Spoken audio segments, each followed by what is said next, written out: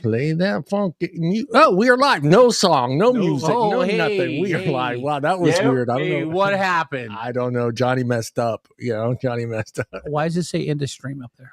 It says what? End stream. In stream. Oh, it means we're on. Yeah. Oh, hey, usually there's a little timer up there. Hey, Ray, we learn something new every day. Yeah, right? we do. Every day we learn something. Hey, this. Oh wait, let me shut off my thing here. There we go.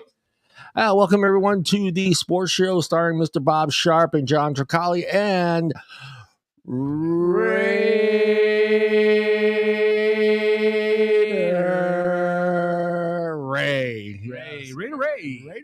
There we go. Yes. No other show will take him because he's a Raiders fan. So we said, Ray, come join us, be part of our team, and we do Raider talk now. Yeah. We'll do some silver and black attack. Yes, we're going to get into the offense and the defense today of both teams. We're going to talk about that today. We're going to jump into Mr. Travis Kelce, estimating that 50 to 80% of NFL players use cannabis. Ooh. Wow. I don't think Josh Allen does. Josh Allen? He's still eating sandwiches with white bread. You know what I'm saying? And mayonnaise. Oh, I don't know about Josh Allen, though. I've seen some videos of some shenanigans in the Raiders locker rooms after a win, and I'm sure in some others. Oh, hell yeah, they light up. Come on, man. I don't know what the cannabis rules are in the NFL. I don't know what the levels or. I don't think it's a banned substance anymore, just because it's legal in so many states. But would you want, before we even get into it, would you want to be high to play? Think about it. Think about when you got high. Everyone's different, right? I think it comes down to the way you experience the experience when taking the drug. What's your experience like when this drug enters your body? It's different for everybody. Yeah, Aaron Rodgers literally has played on perks before. This man's eyes were lit up. Aaron Rodgers sucks. No offense. Okay, look, I remember back in the day, in the late 70s, early 80s. The Cowboys had a linebacker. What was his name? Thomas Hollywood Henderson. And you could tell that son-of-a-bitch was on cocaine. Yeah. I mean, just the way he played. And he admitted after he retired. He goes, yeah, I played a lot of games on cocaine. Lawrence Taylor was on cocaine. Yeah, Lawrence Taylor. No offense. I mean, I wouldn't want my guys on weed because it might calm them down. Yeah. I'd want my guys on cocaine and jack them up, man. I was giggy. I was laughing. I don't think I could play. I really don't think I could play if I were high. And remembering what it was for me to be high, I would be trying to get the hot dog guy to get me a hot dog for sure. Yeah, you know what? And I'm like, waving them down. And coach would say, "Okay, blitz." I'm like, why? Yeah, come on, man. I just want to chill. Yeah. I'll throw a block or two. You know what I mean? Yeah, blitz. That takes energy, man. I'd be hunting down that fucking hot dog guy for sure, dude. They'd be like, "Hey, you seen John?" I'd be standing on the side over there trying to wave him down. Like, give me 12 of those. You got nachos? We got nachos. Yeah, what nachos too? Yeah, and then I don't know. I don't think I could do it. I mean, after the game, I don't see a problem with it. You know what I mean? Yeah, bring you down from all that adrenaline. Heck yeah. But I'd want a guy on 100% adrenaline, not chilling. Yeah. What do you think, Ray? How about you, Ray? Could you play high? Could Ray play high? I could, but that's because I smoke, right? And that's because I'm used to it, but that's also because depending on how much you take and what you're taking, like it could be more of a body high than a mental high. So if mentally you're still focused and you're not feel like you're distracted in any way, but your body's a little more relaxed, a little bit more numb almost to the contact and the pain, then essentially it's almost just helping your body get through the game, right? It's not, if it doesn't affect your mental, then I think it can be great. But if it's affecting your mental, it's probably going to slow down your processing. So yeah, it's a little bit, man. Yeah, it's slowing down my mental. Yeah, okay. Dude, I see three guys. 3 guys are covering me. Don't throw it to me. I'm not open. There's no one around you. See, that's the thing. I guess like we'll get into it first here, but I guess would you think it depend on the position? Like I can't see a wide receiver or a Wide tight receiver. end or a running back being high because I can see the quarterback. ooh no, because he's got to make those reads fast, dude. Yeah, but I think with a quarterback, it's going to calm him down. You know what I'm saying? Yeah, I can see a quarterback because I wouldn't want my quarterback to be on cocaine because he just want to run the ball every play. yeah. You know, Lamar Jackson high. Yeah. You just run. Hey, dude, you could throw us the ball, bro. Yeah, bro. You can throw us the ball, bro, you can throw us the ball, dude. You know, that'd be interesting though. Yeah, I think it was, and then again, like today's stuff that's out there, there's different strands and for different purposes. Right. So it's not like it was when we went and bought it. You know, it was just No, yeah. You had red bud and green bud. That was it. Yeah, you know, and you had these exotic names that like people were trying to, because if you grew it locally, it was Tuolumne Gold. And, you know, but it was still the same shit. Oh yeah, today's stuff is pretty much almost to the purest of purest. So I mean, it's not coming in gas tanks or in fucking diesel tanks, and it doesn't smell like diesel. No. Matter of fact, they are growing it legally out in Byron, TM 71, and they're growing it under those greenhouses at TM 70. Yeah. Let me notice I'm not saying the name of the business. Yeah, don't say the name. In case one of our listeners wants to go, Rob. Yeah. When Chiefs tight end Travis Kelce was playing college football at Cincinnati, he tested positive for marijuana and was suspended for the entire 2010 season. I had no idea that went down. Did you? I knew that. Yep, I did. Yeah, Dude, I did not know that. Because of that situation, he got, like you said, he got suspended, right? And then his brother went to talk to the coach and said, look, I'm going to get my brother's head on straight. He's going to get his head out of his ass. Just please give him one more chance. That's all I'm asking from you. So it's because of his big brother going to the coach and begging him and telling him, I'm going to set him straight. He got that chance to continue to play. Yeah, Travis Kelce was a big partier in high school, and he just continued in college until Jason put his foot up his ass. Yeah. I mean, it says here, and Kelce now says that he did what he did in college football player is something most pro football players do. Kelce told Vanity Fair that around 50 to 80% of NFL players use cannabis, and that under the more policies the NFL implements in 2021, it's easy for players to use marijuana in the offseason and stop before the testing begins. So you technically can't get high at a game. Once the season starts, you can't get high. You know what? Probably not. But if I lived in Nevada where it's legal, or I live in California where it's legal, and the game is over, basically when I go home, I can do whatever I want because I'm not technically at work anymore. And basically that's the same policy every business has in California. I think the cannabis laws, I don't think they're going to test as much for cannabis because they're just going to go, it's legal. Yeah. And what I do at my house. Now, if it's in your contract. Yeah. See, that's what I think. It's you in can't the contract. smoke. Yeah. Then don't smoke. Yeah. I like this. If you just stop in the middle of July, you're fine. Remember that, Ray. Yeah. Remember that, Ray. Hey, Ray, let's just go cold turkey. We're just going to wake up on July 1st and stop. No more bud. We're just going to stop. A lot of guys stop a week before and they still passed. I wonder why. Because everybody working out in the heat and sweat their tails off. Nobody really gets hit for it anymore. Which I haven't heard anybody getting busted for marijuana. No, not in a long time. No. I know about 5 to 7 or 8 years ago, it was serious marijuana. But like I said, it's legal in a lot of states now, so it's relaxed. So don't take me wrong. Okay, please don't take me wrong on this. But being as liberal as sports are these days, okay, I think that they're not gonna push you on smoking marijuana. Yeah, I mean, obviously there's guys who are going to do it and guys who aren't going to do it. Yeah. Now, if you want to do it, don't bust out a blunt in the locker room if your teammates aren't comfortable with it. Yeah. Well, I think this is how I look at it. I bet it's kind of like in our situation here in California. Mhm. Yes, you can get high, Right. but when it comes to when you get hurt at work, Yes. now they can test you, and if you test positive for marijuana, guess what? Well, yeah, that's been the law for the last 20 years Yeah. or 30 years. Yeah. Anytime you get hurt on the job, you go down and take a drug test. Yeah.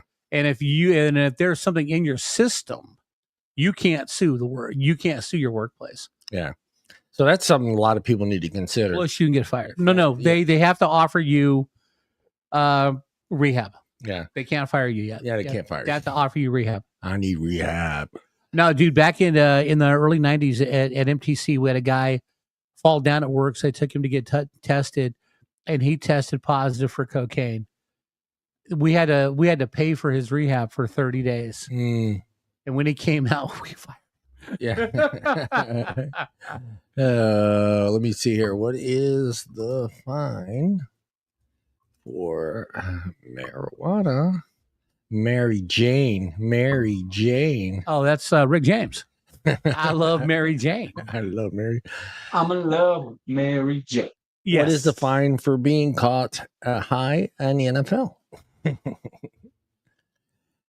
All right, here you go. The NFL policy regarding substance abuse has undergone changes in recent years, including the adjustment for penalties for positive drug tests. Here's the breakdown, guys. First violation of a positive test. Oh, sorry. What did I do there? I did something. Let me go back. I don't want to buy the 120-inch screen.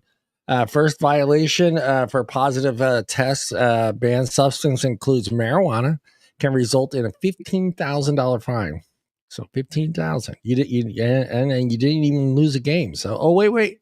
Penalty for half. How do you give somebody a half a game? Well, it's just like in targeting, right? So if you get a penalty for targeting, technically you got to sit out a full game. Hold on, no, I misread that. It says here this is decreased from the previous penalty of half of your game paycheck. So it used to be half. Ooh, that's hefty. Yeah, half your game pay. Well, it all depends on who you are. Yeah, If you're still have. So you got 17 games. Divide that, say, by a million. If you're a rookie, by a million. Still half a game. That's $15,000 ain't shit.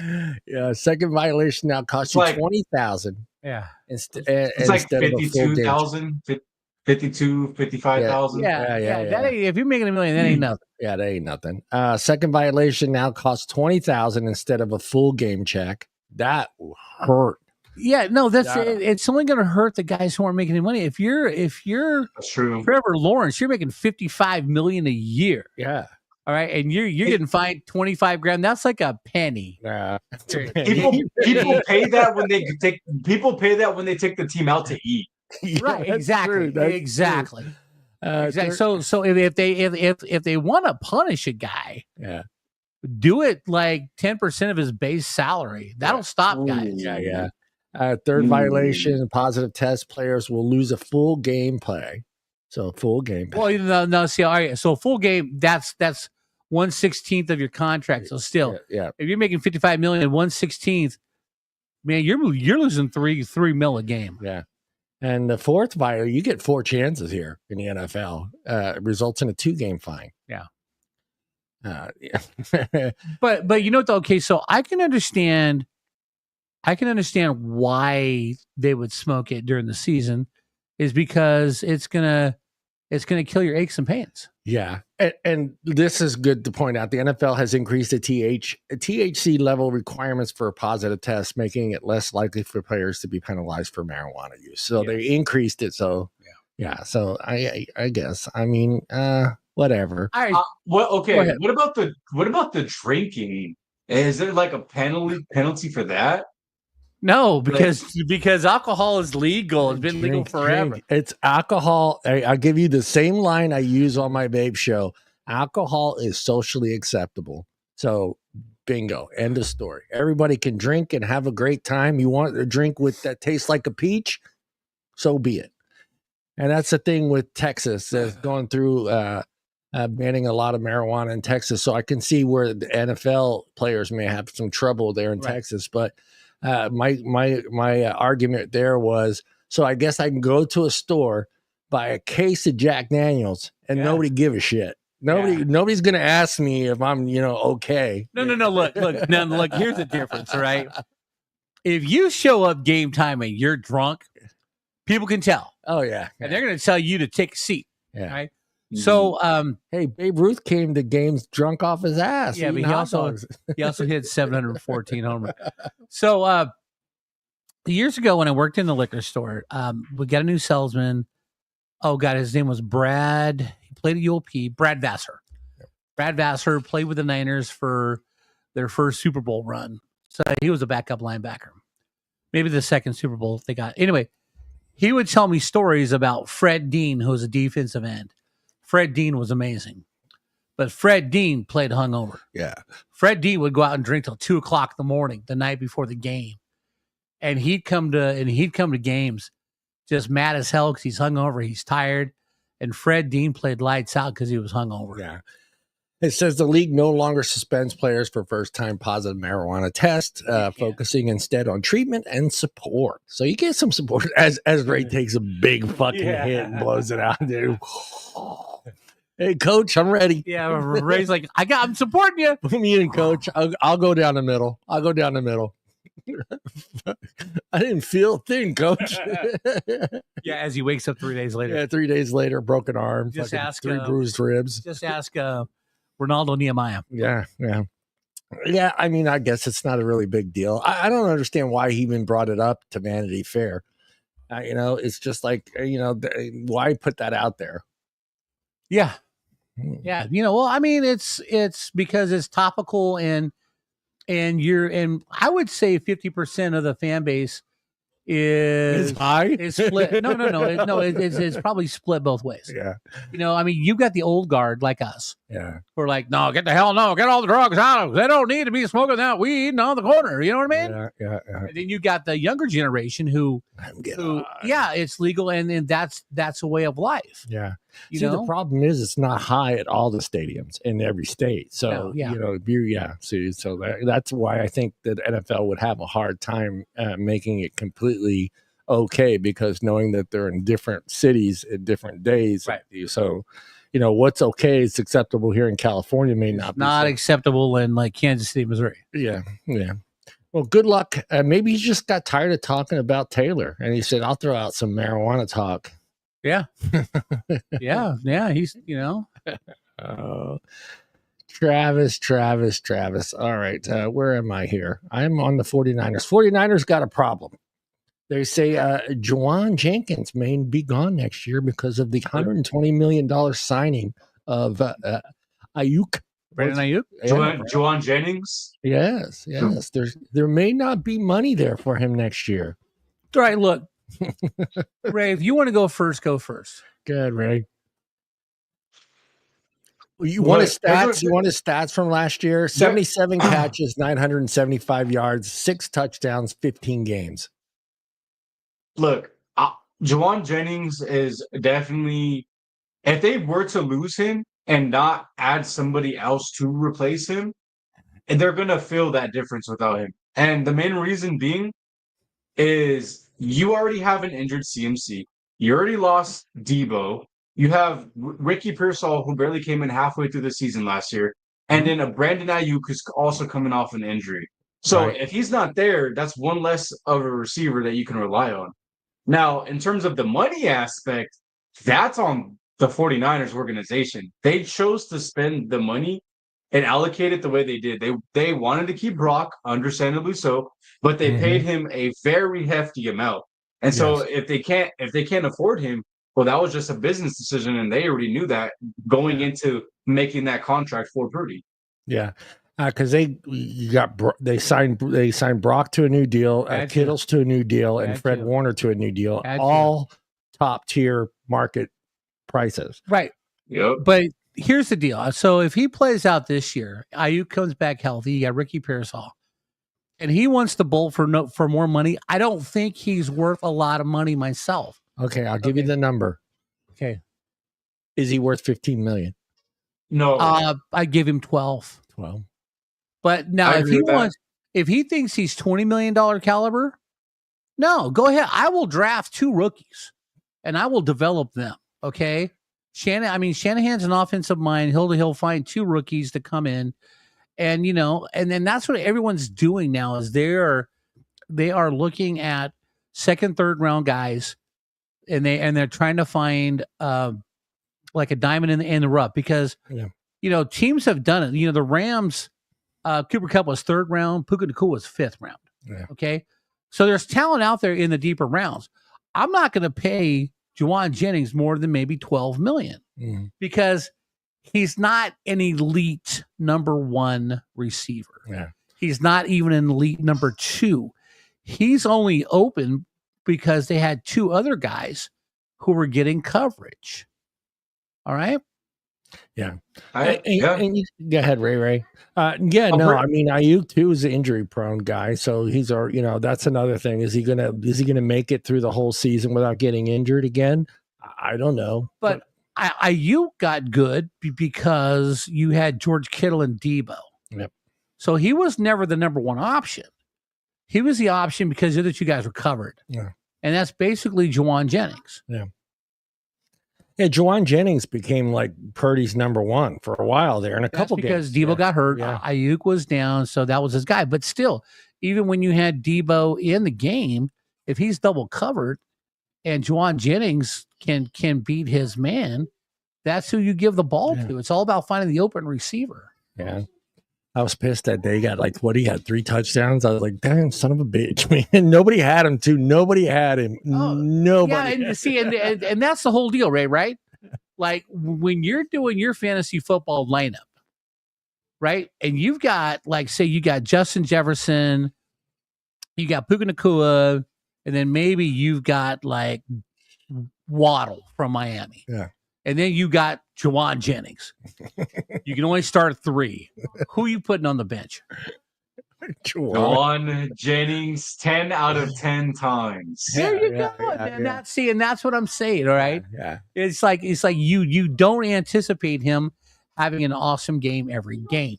You're happy if he gets 5 catches, 50 yards, because that's what you need to take the pressure off your other 2 guys. Yeah. Now, I don't see him getting 15 million. I'm with Bob. Maybe 12 million. But no. He's going to get 15 million. Not probably the Niners. No. He's going to get 15 million from the Cleveland Browns, the Atlanta Falcons, Jets. No, not the Jets. They got talent. Jets got talent.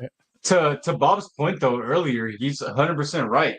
In terms of a lot of teams now are choosing not to pay these receivers and then just drafting them. And wherever they find them, whether it's a 2nd, 3rd, even down to the 5th round. This year, we were in desperate need of receivers. I was hoping that we would take 1 receiver. We took 3 receivers. Yeah. And that's because the more you have, the more likely one of them is going to hit, and that makes sense. Right. So we took one early in the 2nd round. We took one early in the 4th round, and you just got to take one of those guys that like Puka Nacua, there's just certain guys that have certain things that you take a chance on that everyone else doesn't see, or they're just bypassing, and you can hit on those mid-late rounds. Well, yeah, but Puka got fortunate because, he's talented. He had the speed. He had the hands. Cooper Kupp got hurt. Yeah. So it was his spotlight, and he shined. Because he got the ball a lot, and that's and the only way you get good is getting the ball a lot. Yeah. And he, for me, I look at it this way. He was the guy that kind of started trouble at the beginning of the season. He wanted the money. He wanted the new contract. He held out, so he's someone that I feel like at the end of the year, if he feels like he's not getting what he's supposed to be getting as far as catches and touchdowns, I can see him trying to swindle himself in no deal. Yeah, absolutely. Yeah. So, I mean, it would be smart for them to hold on to Juwan and see what happens. Well, this year, he's in a contract. Good luck. No, I won't say good luck, Niners, but bad luck, Niners. Heads or tails? Somebody call it. I have a coin here. Let's just start with the Raiders. Ooh, look at Bob just giving in, dude. Bob's like, let's just start with the Raiders. All right. No, because I I tried to go online and look at their depth chart, right? Yeah, me too. It's not out there yet. They're saying we're not going to put it out. Now the Rams, I know their depth chart because it's online right now. Yeah, Rams. But the Raiders don't have a depth chart. Yeah, they do. They got it up right. No, the Raiders. I just looked it up. It said they won't have their depth chart. There's your depth chart. Is this for this year? Yes, this is Geno Smith. Oh wow. Okay, never mind then. Let's do the Rams first. No, we're already on the Raiders. Fuck those Raiders. Yeah, no, we're already on the Raiders. Hold on. Let me make some changes to the screen here to keep Mr. Ray Raiders happy. Where is that Raiders thing? There it is. There's the black and silver. He's pouring Tito's tequila right now, or vodka, which whatever it is. By the way, Ray, can you correct our host? It's never black and silver. It's always silver and black. Silver and black. Black's first, though. If you look at it, silver and black, baby. Silver and black. If you're a true Raiders fan, it's always silver and black. We are all silver and black right now, and we're going to start off, Ray. We're going to talk about Geno, and then we're going to talk about the second guy, Aiden. I don't think we're going to go into the third. I don't think we're going into Cam Miller and Carter Bradley. So give me your thoughts, and Bob will give you your thoughts on Geno. My thoughts on Geno, man. I'm gonna be honest. This is like, I think it took a while for Raider fans to really come to this conclusion because a lot of fans in general, when you first hear news, you like to react, right? And you don't know how to feel sometimes when you pick up, especially when it's like filling in such a position of need, like your starting player, but especially your quarterback.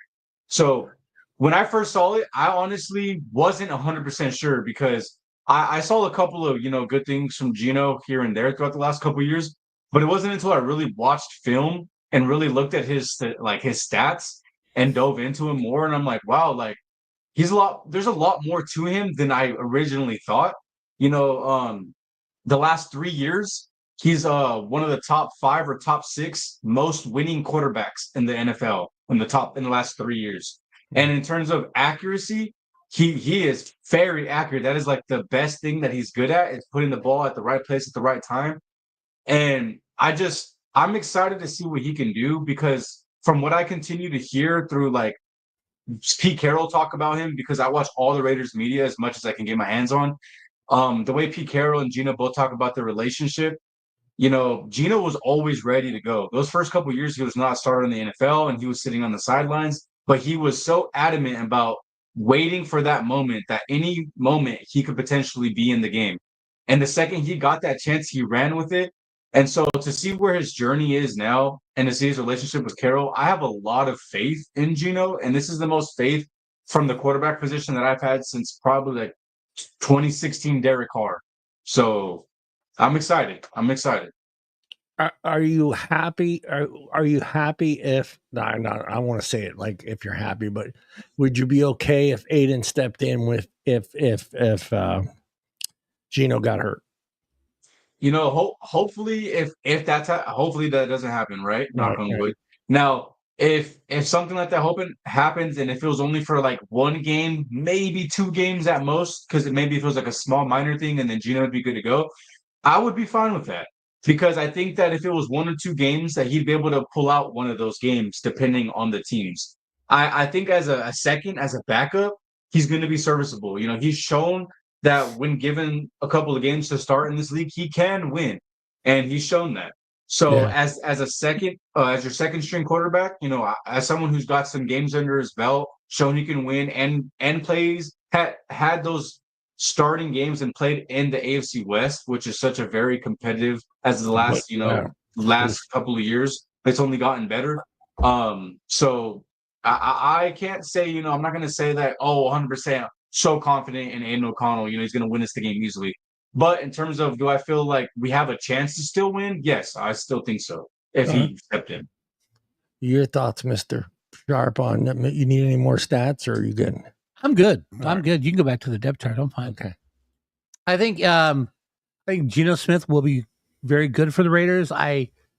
It's all going to depend on if they can run the ball or not. That's true. But I'm going to throw a wrench in your thinking here, Ray. if Geno Smith goes down for some apparent reason, okay, he's down for 4, 5, 6 games. Cleveland is going to drop either Shedeur Sanders or Dylan Gabriel. For sure. Yeah, maybe both. Maybe I don't know. I'd probably keep one of them because you're looking at Joe Flacco and Kenny Pickett. Mhm. But one of those guys is going to become available. If Geno goes down, what do you think? Do you pick up Shedeur Sanders? Ooh. I think if we wanted him, we would have taken him when we had the chance, right? We had so many opportunities, even knowing that all he was going to be is a backup, because we took Geno, we paid Geno. Right. So even if we drafted Shedeur in the 3rd, in the 4th, in the 5th, which we could have, he would have been nothing but a backup. But we still chose to pass on that. Yeah. So, whatever reason that may be, whether if it's because that was spearheaded from Tom Brady, or our GM didn't really want him, or like whoever's idea really pushed that no on that, it was for a reason, because we could have taken him. So if they didn't want to take him, then I believe that was for a reason. So I think it's probably best that we don't go and take him. As much talent and potential that I do believe Shedeur has to be a pretty good quarterback in this league, I just think that for us and where we're at right now, I don't think it's a good idea. Especially, he's still getting trouble in the media, like you getting arrested twice or pulled over twice for speeding, like little things. Dude, like he's that doing it. He's driving 100 miles an hour in a 55 or something like that. Yes, in a 60 something. Grow up, dude. I mean, come on. Did we all not learn from Henry Ruggs? His hot pocket. Exactly. It rang. The bell went off in the microwave on the Yeah. hot pocket. He had to get back to the house, dude. That 2 minutes. Man. I don't know. And Bob, that's exactly my main point. It's like, for these last couple of years, our drafts have been terrible. We get players that get in trouble, outside of the game. And it's like, I just want people in the building that are there to work and play the game and keep their head down and work hard. Yeah. I'm tired of. No, go ahead. Yeah. I know you can't control your players, right? But I just rather not. Especially if because you see these patterns and they're showing you these things, I'd rather not take a chance on that and have that in the building. For me, with him, maybe I could be way off on this, but it just seems like we always have issues with second generation football players, whether it's football, baseball, basketball, whatever. I hate using it. They feel like they're entitled. Thank you, Bob. I didn't want to say that. And it's, for me, that's what he comes off as. Like, hey, my dad is, the greatest defender in football, blah, blah, blah, blah. Let me in here. I can do this. I can do that. And I don't think they take it as serious as the guy that's busting his ass. I'm not saying he didn't bust his ass. He might have busted his ass. I don't know what happened, when dad's the coach there, but for me, it just feels like sometimes you get that second generation that just, they're entitled. They feel like, hey, I got the name. I have, is he as good as his dad? Probably fucking not. You know? Right. Well, I think that's why the Raiders brought in Pete Carroll, because he's no nonsense. Yeah, I don't think Pete. You didn't ever heard of any big scandals up in Seattle. No. It's just like Bill Belichick. You didn't hear anything in the off season bad about players. Yeah, you did with the Supersonics back in the days. Well, they were getting busted for coke. That was George Carl and Lenny Wilkins, man. That's a different time. They were getting busted with guns under their seats. That's a different time, brother. Bags of marijuana right on the passenger seat. Talking football. Hey, Ray, who's gonna run the ball? Oh, we get there Who's yet. gonna run the ball? Hold on. John's got to get I there. thought we were done with Geno. Are you done with Aiden? Yeah. Your thoughts on Aiden? Yeah, he's it is what it is. And a quick question for both of you. I know this is difficult because we don't know who the second string quarterback is for every team, but who if you had to look down that depth chart, is there a team that you feel has the legitimate number 2? Well, yeah. You got Jimmy Garoppolo in for the Rams. For the Rams, yeah. You've got Sam Darnold left, but Sam Darnold's up in Seattle. But you do have the kid who played last year. He'll be number 2. got his Drew Lock out of Missouri. Let's see who could win me some games. We know there ain't nobody in Miami who's going to win some games after Tua's got hurt. Kansas City. I mean, who is it now? I mean, it's impossible to have another Patrick Mahomes back there. I get that. Oh, you can't because those days are over because of the salary cap. Yeah. But I think though that seriously, okay, if Cleveland cuts Dylan Gabriel, okay, say Dylan Gabriel's guy who gets cut. If I'm the Raiders, I'd sign him. I agree. See now that I agree with. Just because. Oh, he froze. Look how he froze. Look how he froze. I need to screenshot that video. I haven't seen or heard any note. Yeah, you go. Back? You're back. We're back? Yeah, you froze, man. But just the look on your face. Yeah, you froze funny, man. It's awesome. I'm gonna screenshot that after the show's done. Send it to you in text. All right. Well, I agree with that. So now that's something I would be more on board with, Bob, because like I said, I haven't seen or heard anything when it comes to Dylan Gabriel in terms of him getting in trouble or having an attitude or being too egotistical or cocky. None of that stuff. So I would 100% take a chance on him because if whatever we're gonna have to give up for him is probably gonna be like a 6th, 7th round. So I would easily do it. Oh no! If Cleveland cuts him, you don't have to give up. Oh, they cut him. Oh, you're saying they cut him. Yeah, he's Cleveland, free agent. Yeah, Cleveland's got Joe Flacco, who's probably going to start. Yeah, they got Kenny Pickett, they got Dylan Gabriel and Shedeur Sanders. One of those guys isn't going to be on the roster come the start of the season. Yeah, I agree. One of those guys isn't going to be there, and Flacco is going to start. But I'm telling you right now, man, if they cut Joe Flacco, you know how many teams are going to come after Joe Flacco? Oh yeah, for sure. Yeah, for sure. Austin Gentry. Ashton. Didn't I say Ashton? I didn't say Ashton. Yeah, no, I'm already drunk, dude. No. Ashton Gentry. You know what? I'm looking at your guys' depth chart. Yeah. Ashton Gentry, Raheem Mostert. Yeah. Man, Zamir White is done, dude. Done. Zeus needs to go back and coach college football somewhere, man. Because we got Sincere McCormick has a better chance than he does at being the third string. And even with Dylan Laube brings special teams use. He's really good in the return game. So you could use him as a return game, and he's better as Zeus in the receiving game as a running back. Yeah. So as Zeus, in terms of what he brings to the table, I just don't see him being as useful as the other backups. Not unless you get an injury to Gentry or Raheem Mostert. Yeah. And my only worries with Raheem Mostert is he's been hurt twice. Yeah. Plus he's older. What's he going to give you? But Ashton Gentry. I mean, you guys are going to go with a one back set. Ashton Gentry. Hopefully, if your offensive line's good enough, man, you guys be studs. I think that's another thing I'd like to point out actually real quick. The last 3 years, even though Geno was one of the top 5-6 most winning quarterbacks in the league, he did that with one of the worst O-lines as well.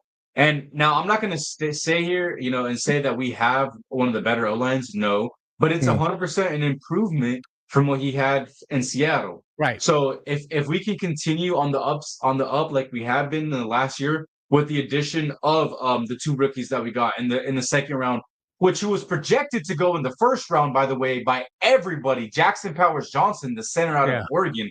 What a phenomenal player, who's now our starting center officially because we got rid of last year Andre James, who is now with the Chargers. And then we also got DJ Glaze, our right tackle. And so they just showed a lot last year. And again, if we can just continue on the up, that's going to help our run game and the passing game, of course, with Geno. Because, if your run game is doing well, and you have more time to pass the ball, obviously, that's all going to be useful. Mm-hmm. Jacoby Myers, Mr. Sharp. Well, I'm looking at just the whole receiving core to begin with. Okay. Jacoby Myers is solid. He's now their number one. Trey Tucker, he's all right. I want to see what Jack Betch can do. That's the kid I want to look at and see. You know, I mean, Jack if I'm thinking right now, you know, if he could be like the, you know, and everyone's gonna say it, you know what I mean? Yeah. Now everyone wants Puka. yeah, they want a Cooper Cup, Yeah. Puka type of guy. Yeah. That's You him. know, but you know, those guys have been around forever because the first guy was Wayne Corbett for the Jets, and then you had Wes Welker, and then you got the other guy in New England, Edelman. Julian Edelman, Yeah. right? So everyone's looking for that second tier guy who's gonna work the slot, work the middle. Hey, man, You this know, guy's got some great highlights. oh yeah. Well, I Just- mean, he doesn't go down easy. no, dude played at TCU, Yeah. right? Dude played at TCU, which was an air raid offense. They threw the ball a lot. Unfortunately, they didn't. Max Duggan didn't throw very well in the championship game against Georgia. They lost 65 to 10. There are no Georgia And- comments allowed on the show today. Tell him, And Ray. Jack Bech's career and his college career, he only ever dropped 4 passes. Yeah. Yeah. He's a And- beast, man. He's a very physical. Again, that's where you get the Puka Nacua comparison because he's a very, very physical wide receiver who's sure-handed, and he's going to block for you too. He's a hell of a blocker. So He's a little It's gonna- bigger than Poop. And then Nacua, no. He's bigger than Cooper. Cooper, yeah, he's Smaller bigger than than- Cooper. Yeah, Oh. he's big. Smaller than Puka. Yeah. But Mhm. but he's also bigger than Edelman and Wes Walker. Yeah, 6'1", Yeah. 214 pounds. he Yeah. did transition. That's why from tight end to wide receiver. Yeah. So that's you know he originally played tight end given his size. Yeah. But yeah, no, he's someone I'm looking forward to. Like Bob said, that's someone I'm going to keep an eye on for sure because. At first, I'm not gonna lie. When we first drafted him, I thought it was like a sure deal that he was gonna be our like wide receiver 2, wide receiver 3. Yeah. But now I don't know because I've been hearing so many amazing things about Dante Thornton Jr. 6'4", 5'8", almost 6'5", and runs a 4.3 40-yard dash. Yeah, This but guy, go ahead. I was just gonna say he has that the breakaway speed and that just dominant size to beat you at the top of the ball. Yeah, Yeah, well, right now they've got him backing up Jacoby Myers. yeah. Mm. Yeah, I mean, And college, yeah, I mean, you got Tommy Mellett, never heard of him, Alex Bachman, Shedrick Jackson, Kyle Phillips, Colin Johnson, Zachary Franklin, Keyshawn. I ain't heard of a lot of those dudes. yeah. Mhm. They're backups. All right. Sit down and relax for a second. I got to change the flag. There you go. We're talking about Brock now. So We're talking about Mr. All World. I got to put the Georgia flag up there. You know, We're talking about Mr. All World. You know, I think he's going to have an off season. He's going to have a lot of drops. I see him fumbling a lot. Maybe getting hurt. No, I'm kidding. yeah. We're gonna drug test John on this show. No, it's funny because I think his second year is going to be harder than last year because everyone's got game tape on him now. Yeah, he's marked. He's a marked man now. Yeah, everyone's got game tape. I think he's still going to have a phenomenal year. I really do. Yeah. But do you think if their running game is good and Jacoby's has a good year, I think that opens it up for Brock. Well, what's going to open it up for Brock Bowers is for Jack Betch, Trey Tucker to get a lot of catches. Yeah, because then they're going to play zone, and he's a good zone buster. And I mean, if you got to cover him with a linebacker, he's going to beat a linebacker. Yeah, let me ask you this because you know Carroll's better than I do. Is he a coach that uses the tight end? Yes. Okay. Yeah, he's old school. He's a defensive-minded coach, but he likes to run the ball a lot. Okay. And I mean, if you look at his Seattle days, they always had a great running game. They had Ricky Waters. They had Marshawn Lynch. You know, they ran the ball. But, you know, every sports outlet that I have seen ranking tight ends, Brock Bowers is number 2 in everything. Trey McBride is number 1 with Arizona. Arizona, yeah. Go ahead, Ray. Tell me about your tight end, Brock Bowers.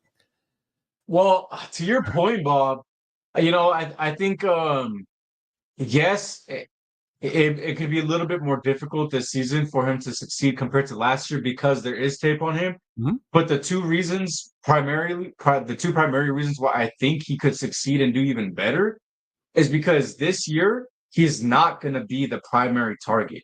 No, he's not. Yes, Brock is a very special player, and yes, you want to get him the ball, but he's not going to be force-fed the ball, which was happening all year last year because we lost Devontae. Jacoby was barely stepping up. We had no other receivers in the depth. So now we have more options. And with Genty, another option, so it's not always Brock. And then you look at who's at the helm. Geno Smith. So the times that Brock is open and the times that Brock does beat his guy, Geno's going to find him. Geno's going to see him and deliver the ball in the perfect spot. Compared to last year, even when Brock did win his ones, even when they knew he was getting the ball, so many times the ball was placed very poorly, so Brock couldn't do anything about it. So I think because with the addition of Geno, finding him when he's open and more options available, I still think Brock's going to have just as good, maybe not even a better season than last year.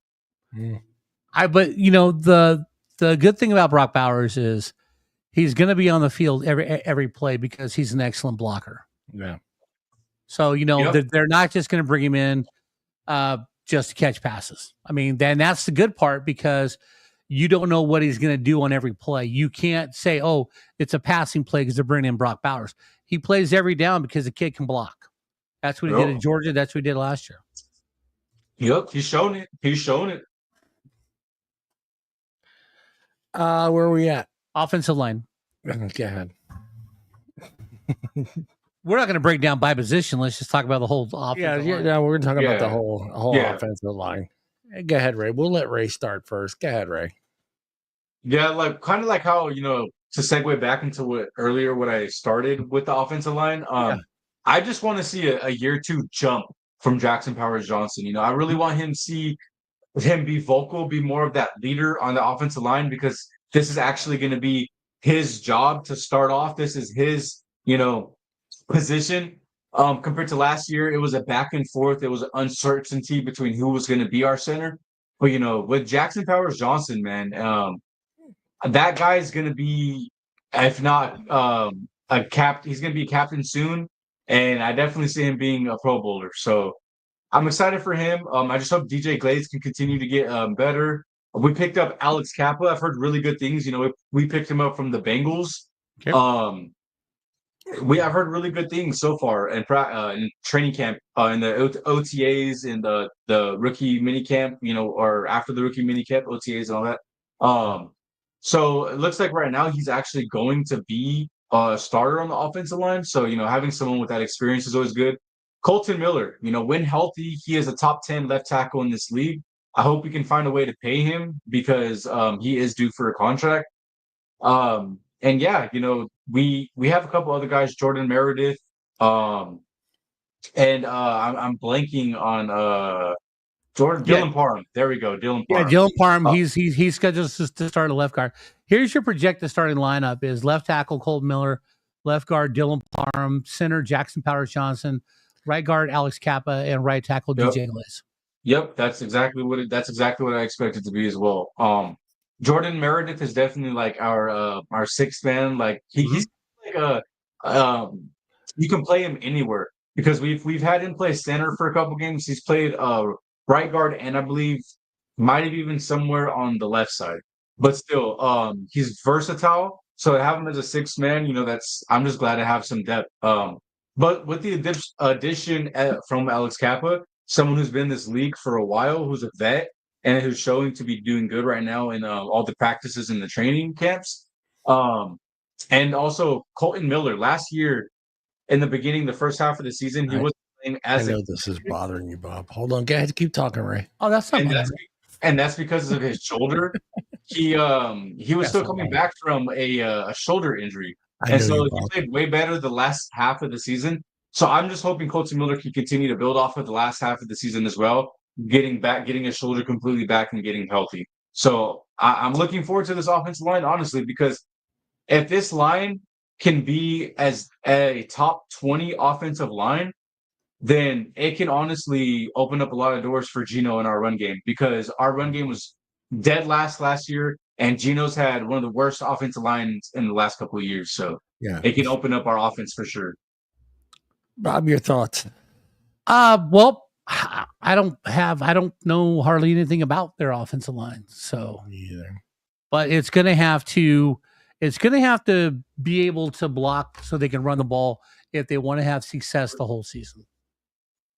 I looked up. Pete Carroll has a history of utilizing tight ends in his offensive schemes. Yes, he does. Yes, he does. Let's go defense, Ray. Where we starting? You got to start with the man, Max Crosby. Yeah, let's talk about your front four. defensive line. Let's go. Look, everybody on this team was hurt last year. Okay, everybody. Including Max. We have cues on a couple. Yeah, actually, it says Christian Wilkins is questionable. Yeah. Adam Butler is questionable, and we'll get there. Okay, for Max Crosby, he played 5 games last year, and then he was out for the whole season because of his injury. Right. He had to get surgery. Thankfully, it wasn't like it was just a minor surgery. He recovered really well, and he's good to go. He's full 100% right now.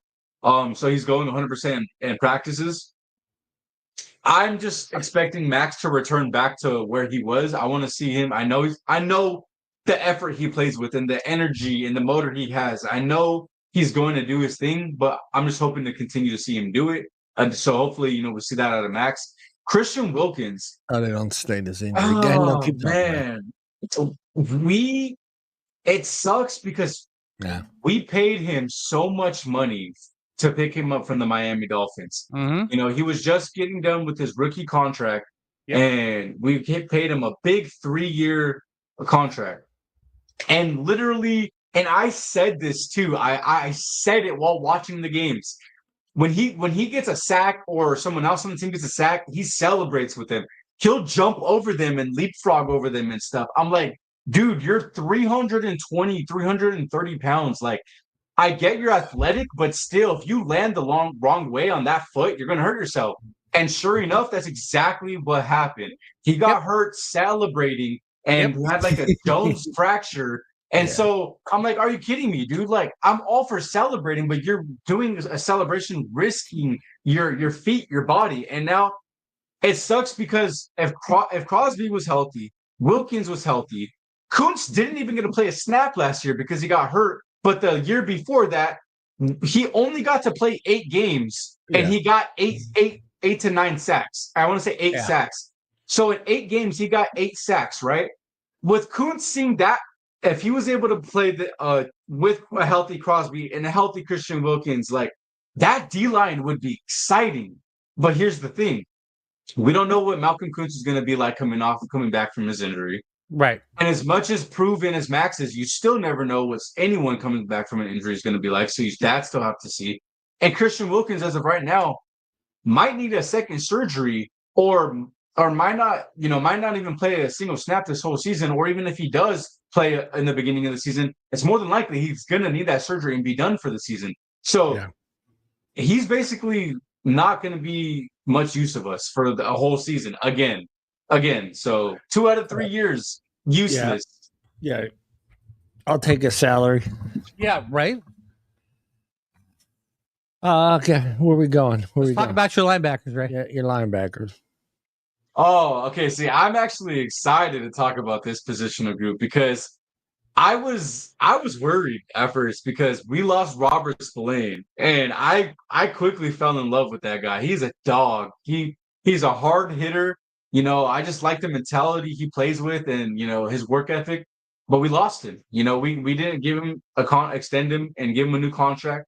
The Patriots took him, gave him a contract, and we lost him. We lost our second and Divine Diablo. He went to the Falcons. So our 1 and 2 starters are gone.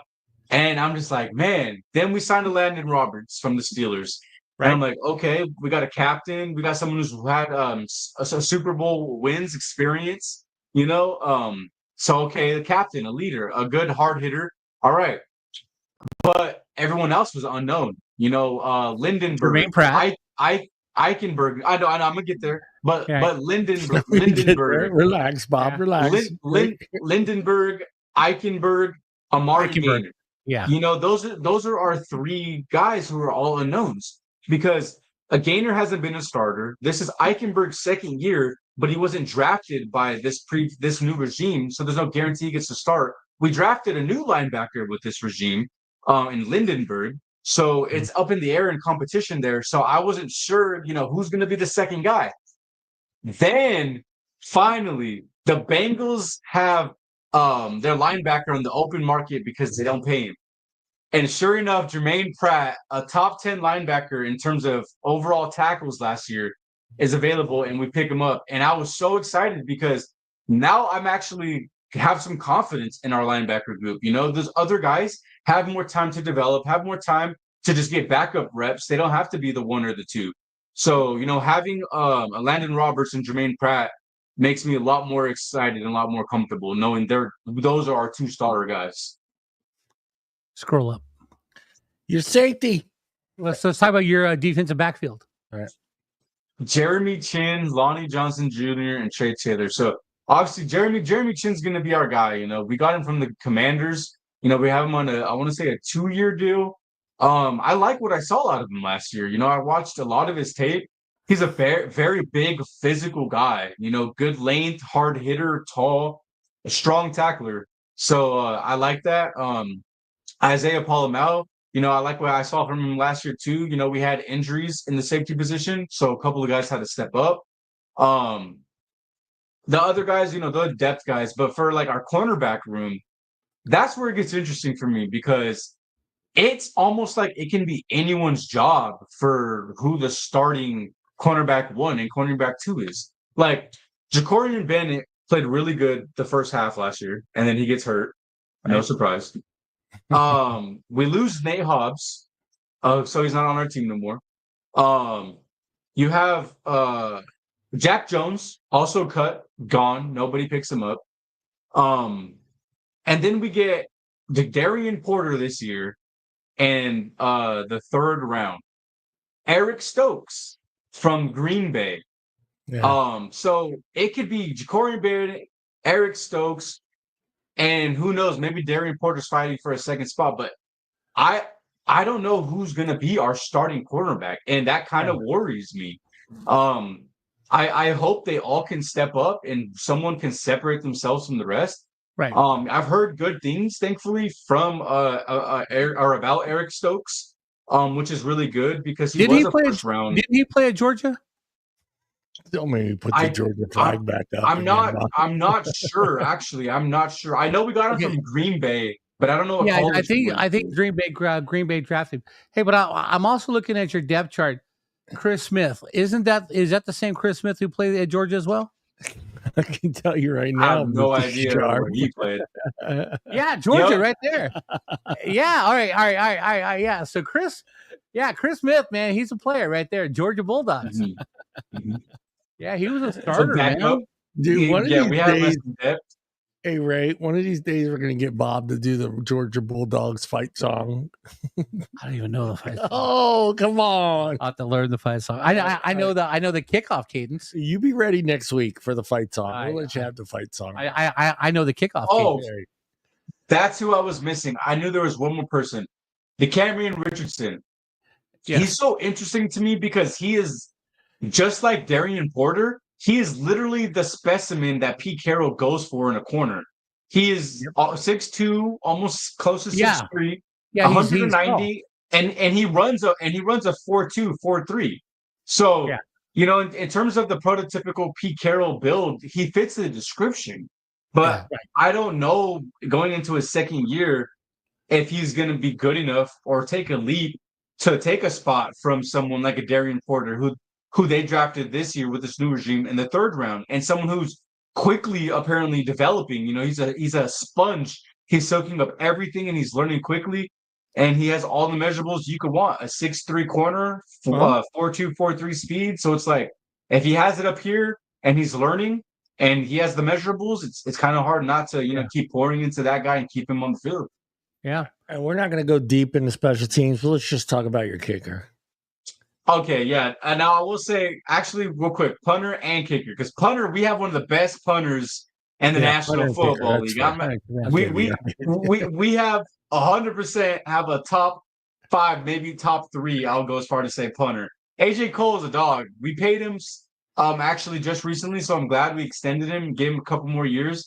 And Daniel Carlson, before last year, actually, he was doing really good. He was consistent, but last year he had a down year. So I'm just hoping to see him, not miss as many field goals. I think That's pretty much all the it. kickers had a down year last year. No, I had Carlson. He missed some kicks. I dropped Yeah, him. he did. Oh, That's man. fair. That's fair. It was a down year for all kickers. Let's be honest. Yeah, Justin Tucker. I mean, yeah, there was a okay. lot of missed field goals. Justin Oh, Tucker don't got tell rubbed the wrong me way. I think dropped Justin Tucker so quick. Yeah. Yeah, I dropped him. So anyway, Yeah, I think there was a lot more missed field goal kicks last year than I can remember. all right, let's go to the best of the West, man. The best of the There West. we go. The greatest show on where? On turf. That's right, baby. The greatest show by the surf. You know what I'm saying? That's right. Let me open up Mr. The other West. We're going the other West now. The other West. The best West. Hey, you know what? I'm going to hold up. I'm going to start with Ray. I want Ray's opinion on Matthew Stafford before you destroy him. I'm not going to. Go ahead, Ray. You just want my opinion on the overall player that he is? Yeah, let's go. Give us your opinion on Matthew Stafford and Jimmy Garoppolo. If Matthew were to go down, can Jimmy fill that role? And hopefully we don't have to go all the way down to Stetson Bennett because. Here's my thing, right? Now, I'll talk about Stafford first because, that's your quarterback one. Stafford's proven, he's still got it. The man can still sling it. He can still go through his reads really well. When the guy's open, he gets him the ball. He can launch a deep ball. He's still got it. So he's still a really good and serviceable quarterback. He's definitely someone that can give you a good deep playoff run. So I still like what I've been seeing out of him. Top 5 quarterback. I would say top 10, but I would probably say somewhere in maybe that 7, 8 spot. Maybe it depends. I'd have to look at it, really look at it. But I would say for sure top 10, maybe somewhere around that 7 spot.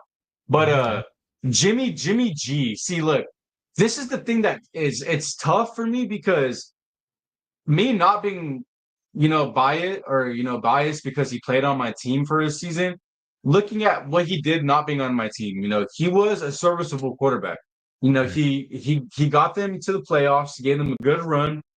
But when we had him playing with somebody who he was familiar with, McDaniels, someone who played that or fit that type of similar system, he did not do anything. Even with a Devontae Adams and a Jacoby Myers, he had weapons.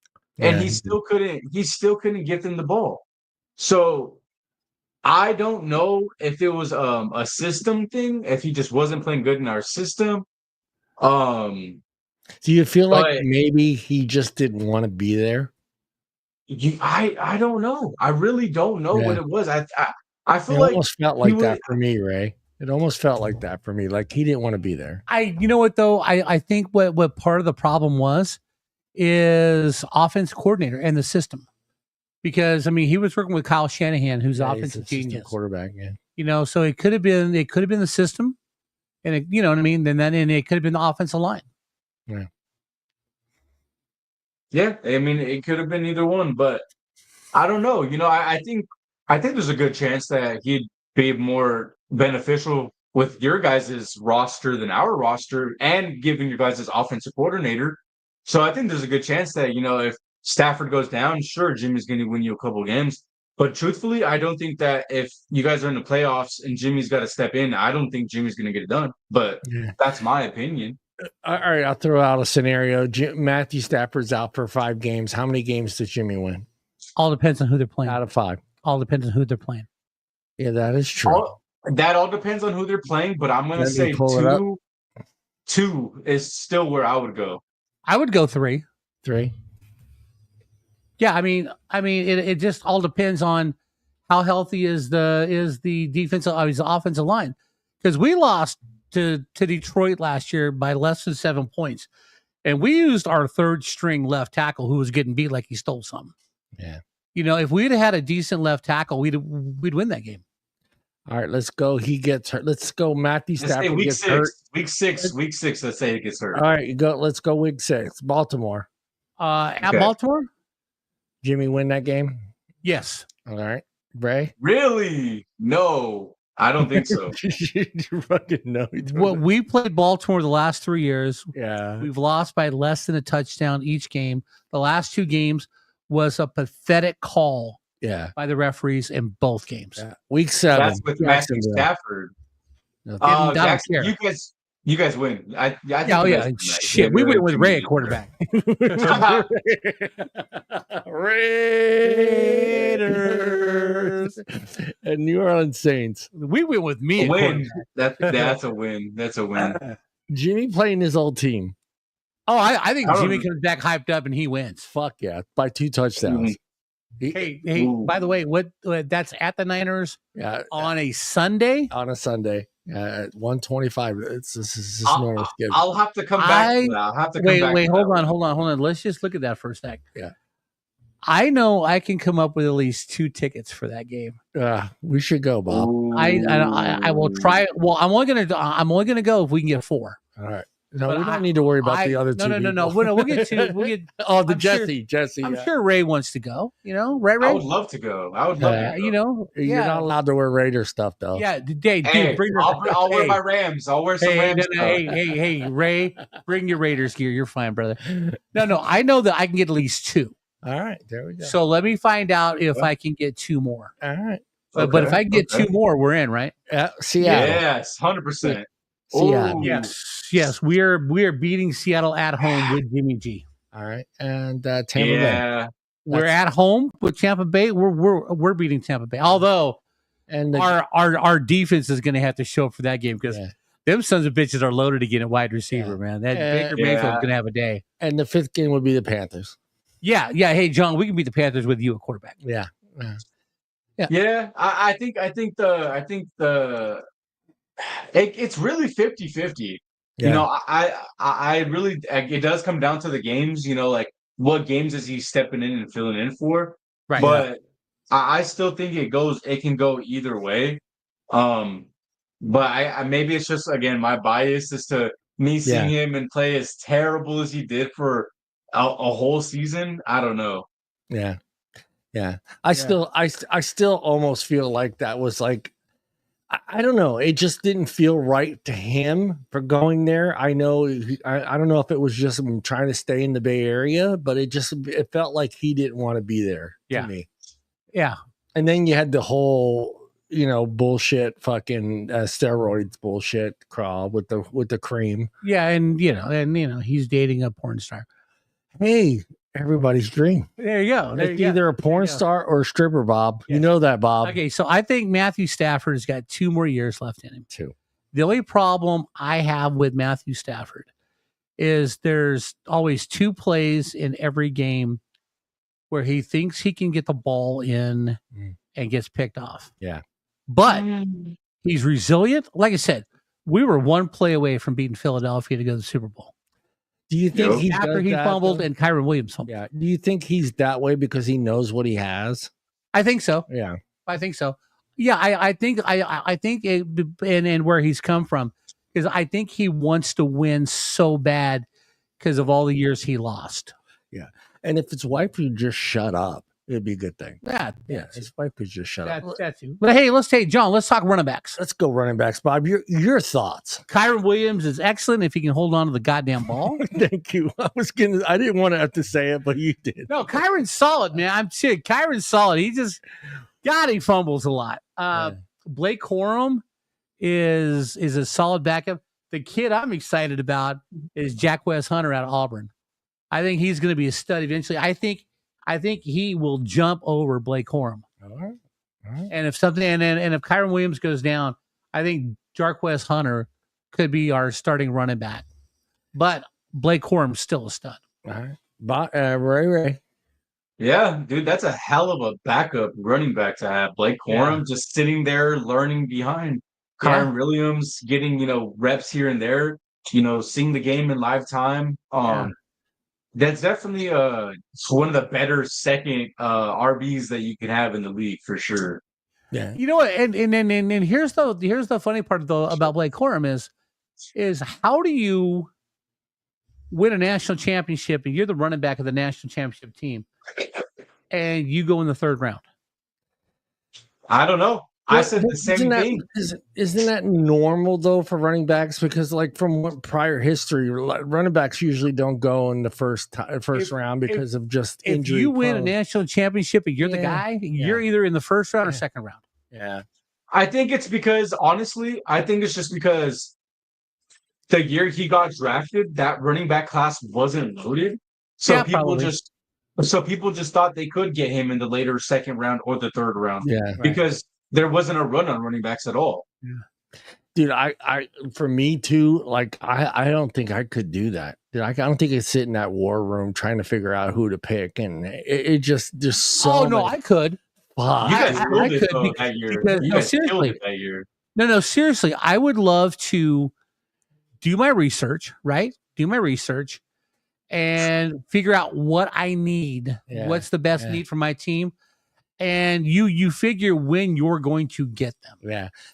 There's that thing where yes, you know what you need, but what is best at that spot is Yeah. tough. That I try to make that decision. You know what you need. You Right. know you need a running back, Yeah. but you have a wide receiver that's just just gonna be the greatest thing ever. Well, that's why you got to do your homework and you got to see. You got to look at other teams' needs too. That's why. That's the other thing too. That's why you find a Puka Nacua in the fifth round. Yeah. That's why you find a Tom Brady in the sixth round. That's the thing too. Great point, Bob, because it's not just picking for your need, but also picking to make sure that another team doesn't get their need. And Right. Well, see, and that's why you trade up. But see, I think this year, I think on paper the Rams didn't have a great draft. Yeah. Right. They got some needs. They filled some holes. Yeah.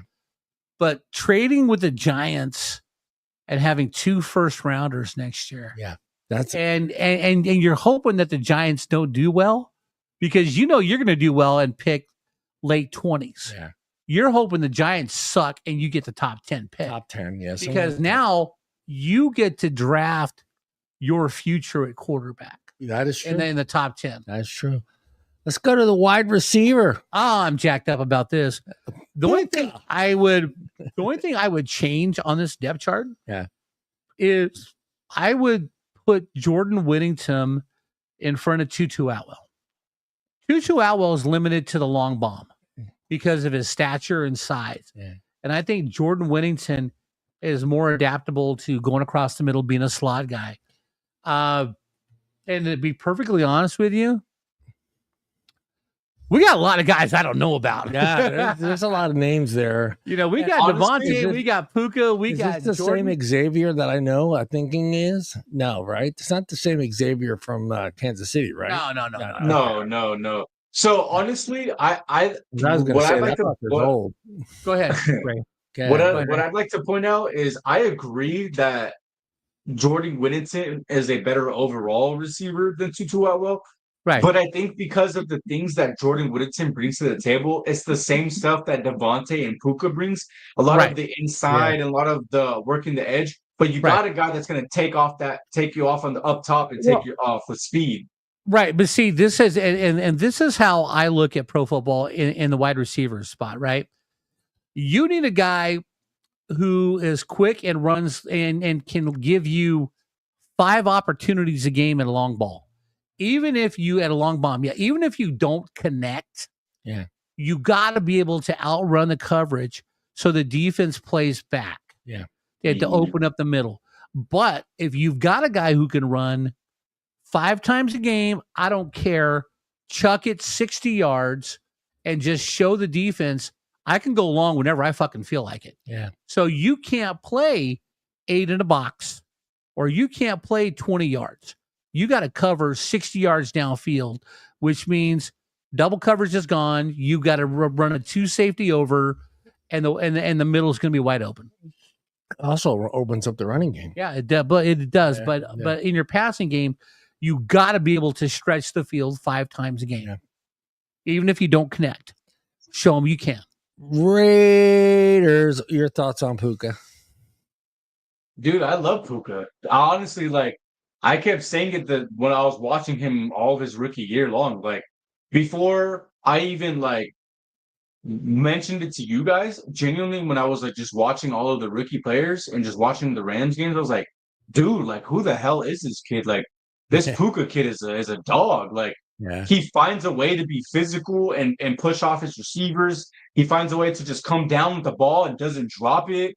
He's gonna lead a block. Like a lot of just the best traits you could want in a good prototypical receiver. Take away height and speed. Like he has everything else you could want in a receiver. He has good separation, finds a way to get open. Again, just doesn't drop the ball. Like I love everything I've seen out of him his first year. Last year, he was out for a couple of games, but when he's in, phenomenal. I believe his Puka's average yards per catch went up actually last year. So he's being even more effective as well. Yes. So I love Nakua. I really do. He's one of my favorite receivers and the receivers in the league to watch. I think Devontae is going to have a great year because he's not going to be the focal point because everyone's still going to play tough on Puka. But I think Devontae is going to get a lot more chances. Now, I've been watching some Sports Center and stuff. The Rams, did you know the Rams have been practicing in Maui all week? In Maui? Yeah. Wow. Because Puka's from Hawaii. Wow. Puka's from Hawaii. So they've been practicing in Maui all week. So a lot of the locals are out there watching guys. But the cool part is after practice 3 days in a row, the entire Rams team went and helped Habitat for Humanity rebuild homes because of the fire. Nice.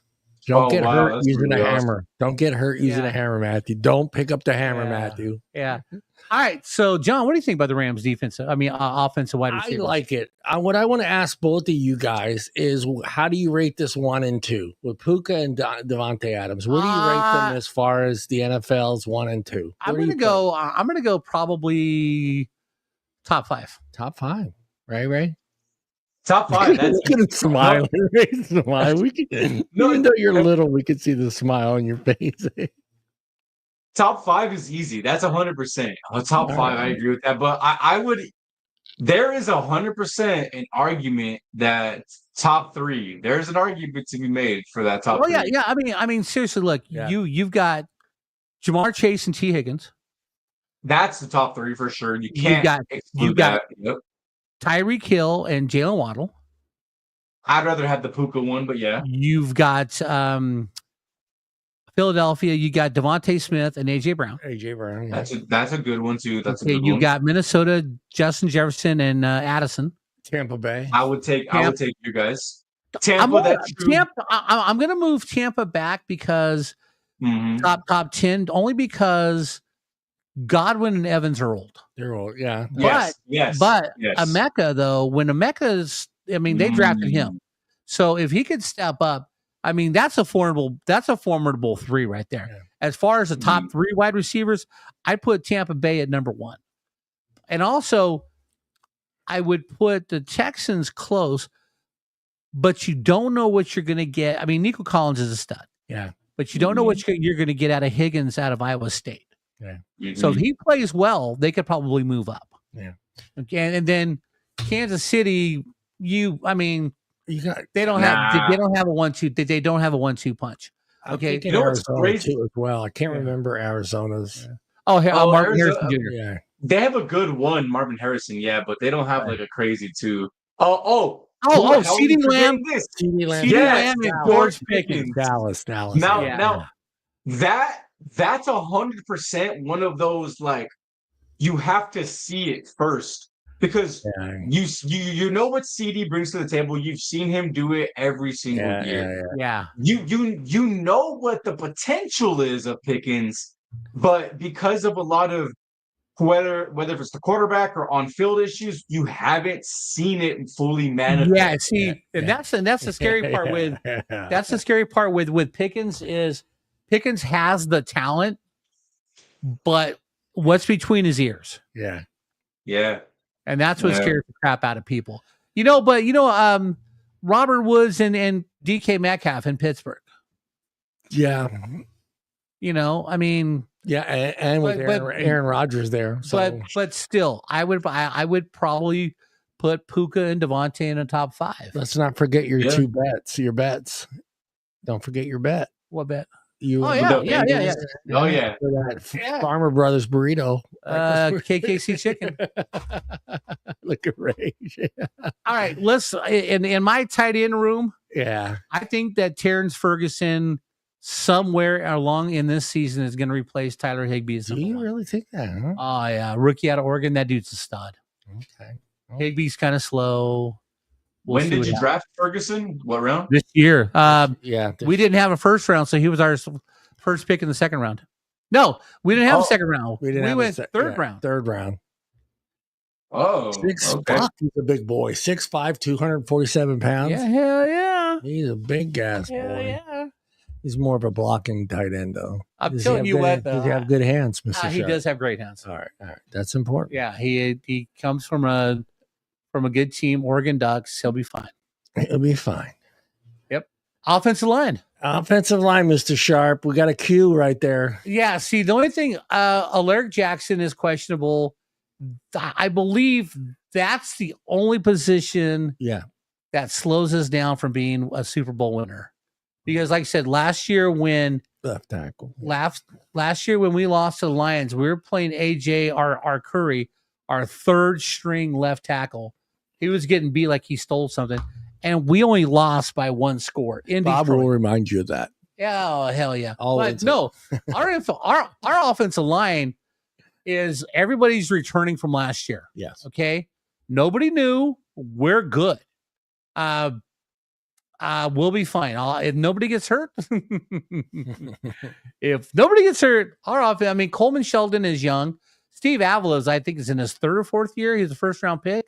Yeah. The guy's flexible. He can play center. He can play left guard, right guard.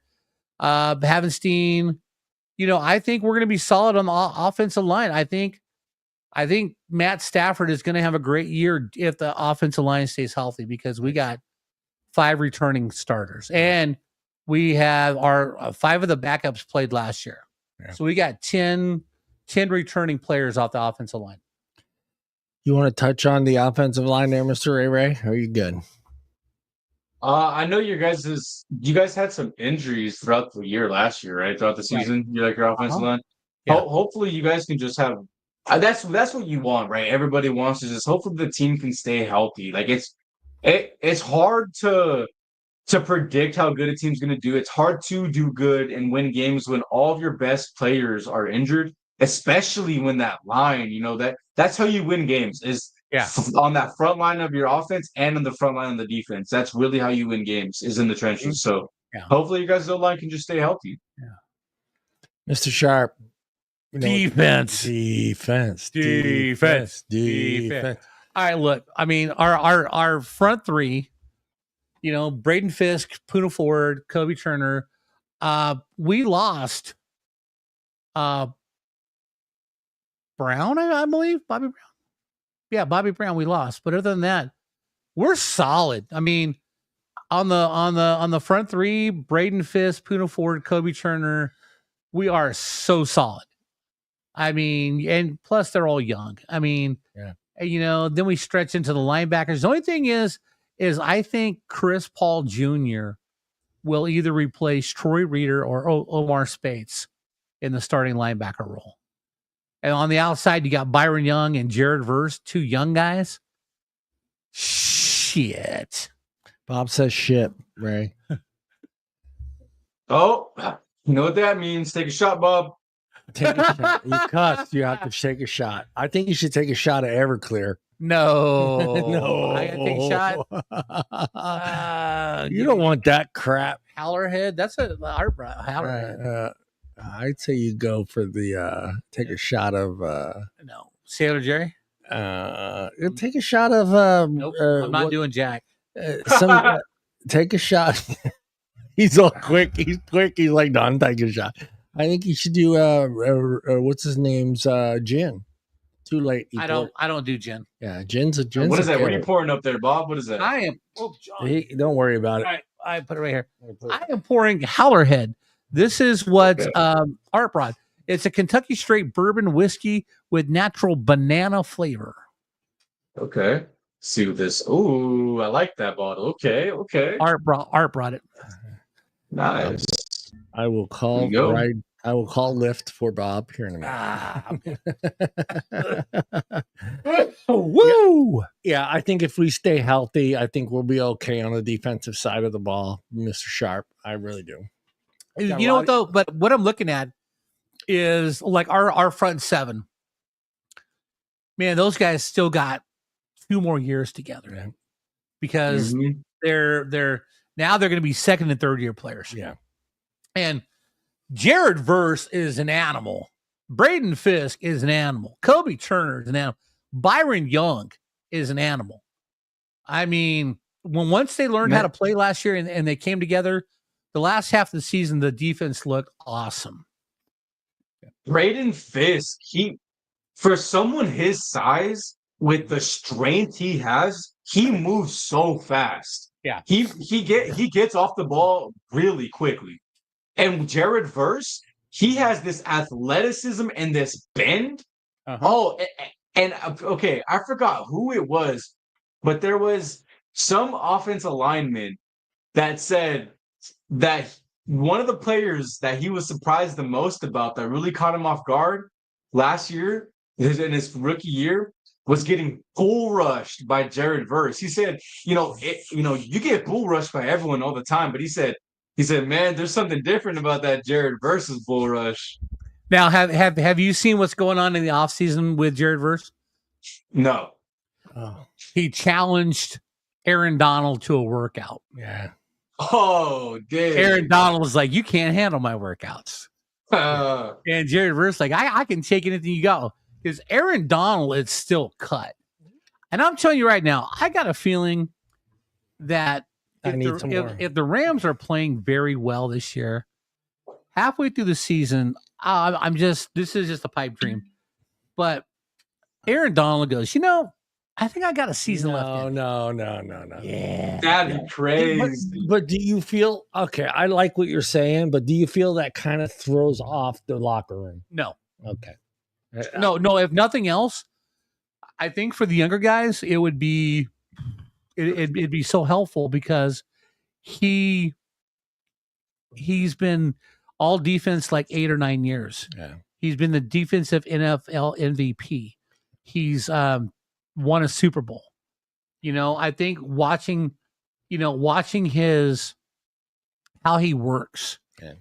Yeah. Plus, come on, man. If Aaron Donald came back, I mean, I'm not going to say no. oh no. I know, but if Aaron Donald came back and say he replaced Kobe Turner, okay, so you got Jared Fisk, you got Jared Fisk and Kobe Turner on the front line, and there's not one offensive lineman who can handle Aaron Donald one-on-one. No. Right? Nope. So he's got to get double team, which means tripled sometimes. So yeah, tripled sometimes because they didn't have anybody else. Someone's going to get freed up, and that defense would be so dominant. I would love. I'm not going to lie.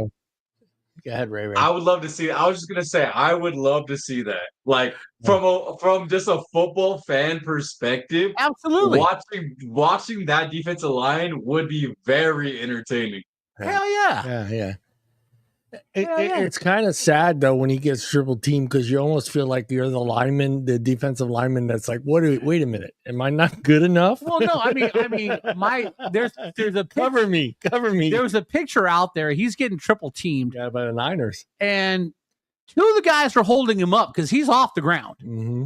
But 3 guys are blocking him, but they're holding him up off the ground, which is crazy. All right, Mr. Sharp. I think this is our problem right here. This is our. I think Darian Kendrick just got DFA'd. I think Darian Kendrick just got released for the defensive backfield. But okay, Cameron Curl, yeah, I mean, I believe they just drafted him. Cameron Kitchens had a great year last year. Akilla Witherspoon had a decent year. Quentin Lake had a good year, but Darian Kendrick was a starter, but I believe he got released. I can check for you right here. Yeah. As far as this is concerned, he's still there. Right, but I thought he got released. He might have. Yeah, I thought that I read that. But yeah, I mean, our defensive backfield is probably our weakest point of the defense.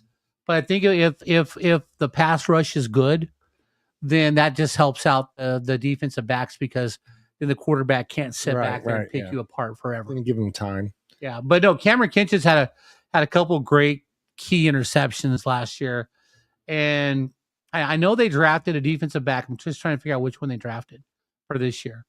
I think it could have been Cameron Curl. I'm not sure. Who'd you say? Cameron Curl, the strong safety. Oh, strong safety. Yeah, or Darius Williams, one of those guys. Yeah, Kobe Durant had too many pass interference penalties last year.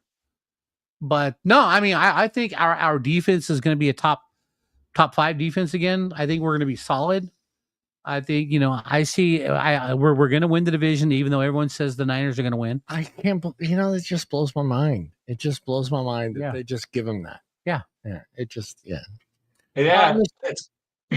Go ahead, Ray.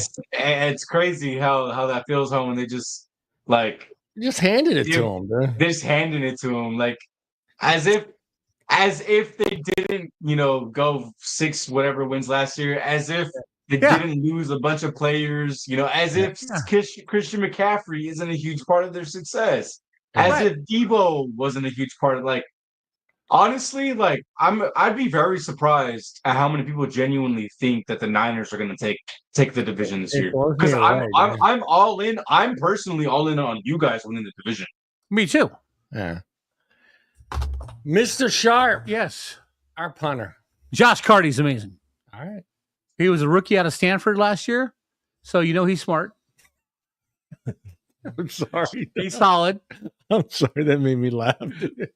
He's smart. He went to Stanford. You can't be stupid and go to Stanford. No, seriously, you cannot be stupid and go to Stanford. No. They don't let stupid people in. Let's just say if it doesn't work out in football, he's probably a doctor. Yeah, no, he's probably going to be like he's going to go 6 figures somewhere, an accountant, bookie. Google. Yeah, Google. You know what I mean? But no, Ethan Evans had a solid year last year. Yeah, but I think special teams overall, how would you rate our special teams last year? We made some mistakes. Yeah, we did, especially giving them that punt return in Baltimore. We could have won that game. But as far as kicker and punter, I think we were solid. I think it's just execution. Execution of the rest of the special teams wasn't great. I didn't ask you, Ray, so I'll go ahead and ask you, Ray. Special teams. You got him on mute. Oh, do I have him? No, not anymore. Okay, no, he does that. I think you guys had a pretty solid special team last year. I like the fact that you guys still let Kyron Williams back there and receiving some of those punts. But I think you guys have a pretty solid special teams unit. How about the Raiders, though? Raiders. I didn't ask you about special teams, so I'll go swing back to you and the Raiders. Yeah, we did. We talked about punters and we talked about kickers. Well, I mean, as special teams as a whole, we just did ours as a whole. So I'll let Ray. I think it's okay. I think it's all right. It doesn't really even matter anymore the way it's set up. I wish they'd go back to the 35-yard line and stop all this bullshit. They're not going to. It'll be at least 2 more years. Yeah, I think that's bullshit. They don't want to make it look like, we made a mistake. True. They're definitely, after you make a change like that with the rule, when it comes to how the game is played, you don't want that. Not so soon. Like you said, at least 4 years, maybe. They'll let it ride out. That's it for football. I need to ask Mr. Sharp, being a huge basketball fan that he is, are you surprised now that the Dodger owner is now the owner of the Lakers? That freaked me the hell out, dude. When I saw what the original owner bought the Lakers, but he bought them in the 70s when when in the 70s, that was a big amount of money. Yeah, 6.8 million. Yeah, but back in the 70s, that was a ton of money. Dude, that's a huge investment. Yeah, that's a huge investment back then. Now it's like $10 billion. He sold for 10 billion. But it's jersey sales and it's all this other stuff. Yeah. And I think the cool part is because Magic Johnson is invested in the ownership group. Yeah. So Magic Johnson is going to get a chance to run the Lakers or have input. I think LeBron is gone and so's Bronny. So I think that's what I've been reading. And I think LeBron's gone and Bronny's gone. Yeah. And I think all that drama and bullshit is gone. And I think that they're going to go back to playing basketball, get a good team, and with no drama. Yeah. Right. I hate saying this because I really don't like doing this, but it's important that the Lakers are a winning team for the NBA as far as viewership. Would you agree or disagree? I agree that there are certain teams for every sport that it is better for the league and the viewership when they're doing good and when they're relevant. And I agree that the Lakers would be one of those teams. That's it. Oh yeah. No, go ahead. I mean, I was pretty much just gonna say. I mean, I was gonna give examples for like other teams. Like for football, Raiders or Cowboys. If they're doing really good, it brings a lot of viewers and a lot of attention to football. For basketball, whether it's the Lakers, Celtics, or Golden State, it brings in a lot of viewership. So in that aspect, 100%, it's really good. Yeah. Well, it's like the NBA in the late 70s. Okay. In 1976, the Celtics won the championship. They beat Phoenix. And Phoenix was a surprise team to be there. Phoenix beat the Lakers with Kareem Abdul-Jabbar, Jamal Wilkes, Norm Nixon. But the Lakers were still the Kings. 77 was a 3-year gap of nobody teams winning the NBA championship. So you had the Portland Trailblazers beating a stacked 76ers team. Yeah. On paper, the Blazers shouldn't have been there. And you had the Warriors too. So that was 75 when they beat the Bullets. Yeah. But in 77, that was probably one of the biggest upsets ever in NBA basketball when the Trailblazers with Walton, Maurice Lucas, Bobby Gross, Dave Twardzik, and Lionel Hollins. Except for Walton, nobody heard of those guys. Right. And you're going up against Dr. J, George McGinnis, Caldwell Jones, Doug Collins, and Henry Bibby, right? And those guys, those are all. And then you got Bobby Jones coming off the bench, right? And you had Steve Mix. And hey, Bob, I was 11. Were you? Yeah. You know those guys. Those are your heroes. I know who those were your heroes. I know who those But it's just as you had this team of all-stars. Yeah. And you had a team of nobodies who won. And the cool part about that year was the Blazers swept the Lakers in the Western Conference Finals. And again, nobody heard of him except for Bill Walton. Wow. And when Bill Walton's healthy, Bill Walton was the best center ever. That's the one thing that I know. I kind of understand why football does what it does. It's a violent sport, and I guess I understand that having a 5-game series is insane. Oh yeah, you can't do that. It's one game a week, but you play every week. Just the love of having the 5-game set and the 7-game for the World Series, or whether it's basketball with the way I don't even know how their thing is set up. Right, 5-7, 4-7, 4-7, 4-7, 4-7. I like that, and like what you're talking about, it gives a team that people are like, there's no way they can win an opportunity to win a championship. Right. Well, I mean, if you can't do it in football, no, you can't. If you look at 2015, Kansas City Royals beat the Mets in the World Series. Yeah. Great for baseball. Yeah. Was it a huge? Everyone's going to watch? Probably not, but it's good. It's like this year, right? Oklahoma City Thunder won the championship last night against the Indiana Pacers. Yeah. 2 teams that probably weren't supposed to be there when the season started. Yeah, I know. All right. You don't think what's his name was shitting his pants with those numbers? Yeah. You don't have the Lakers. You don't have the Celtics. You don't have the Warriors. No. But it's good overall for basketball because you're showing that the little guy can still win. Yeah.